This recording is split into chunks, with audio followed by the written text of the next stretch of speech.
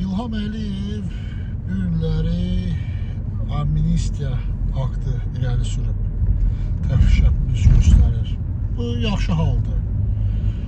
Amma yaxşı olar ki, İlham Əliyev siyasi məhbusları azad eləyəsən. Yəni orada bir dənə də olsun siyasi məhbus qalmamalıdır. Jurnalistlər azad olunmalıdır. Şərlənən insanlar azad olunmalıdır. Bu tədqirə layiq bir hərəkətdir. Ona görə də yaxşı olar ki, siyasi məhbusların hamısı azad olunsun. Yəni, əgər artıq düşünürsən ki, Belarusiyanın prezidenti Lukashenko 23 dənə siyasi məhbusu azad edib, deməli, sən də azad etməlisən. Amma hamısını azad bıraxmalısan, çünki onlar bilirsən ki, günahsızdır. Onları sən şərləmsən.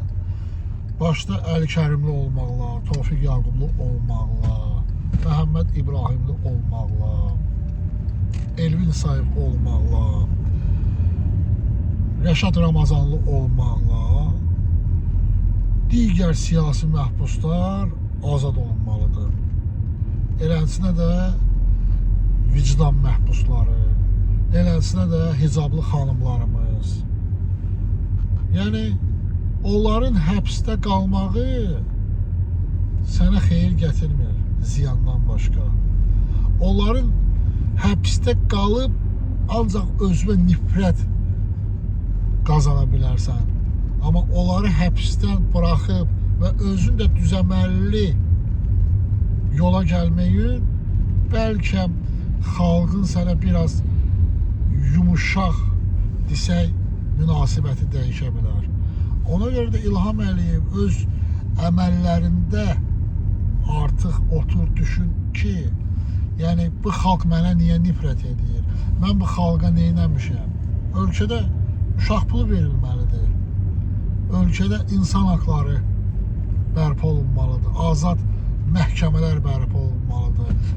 Polis öz başınalığına son qoymalısan. Yəni, korrupsiyanın kökünü kəsmək lazımdır və özün də bilirsən ki, elə ən böyük korrupsionerdir özünsən. Birinci özündən başlamalısan. O korrupsiyanın sonunu gətirmək istəyiriksə İlham Əliyev, birinci özündən başlayıb elə o korrupsiyanı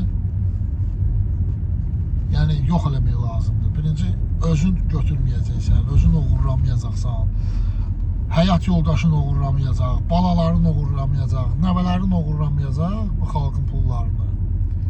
Sonra sən nazirlərə, deputatlarına, icra başçılarına deyə bilərsən ki, oğurlamayın. Yəni artıq ayıbdır, bəsdir. Artıq o yaşdasan ki, yəni heç olmasa 5 günlük dünyadır.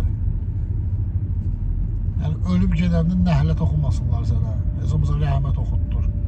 Yəni başda düzəməlli yola gəlməyə. Bu sənin şansındır. Bunları amnistiyanı irəliyə sürürsən, 20 mindən çox insana şamil olunacaq. O siyasi məhbusları da azad elə. Bəsdir. Bu qədər qanlar tökdün, bu qədər ailələri başsız qoydun, uşaqların gözünü yaşlı qoydun, bəzi uşaqları yetim qoydun.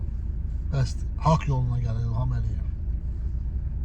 Sizinlə mən Orxan Ağayev, Hüseyin TV.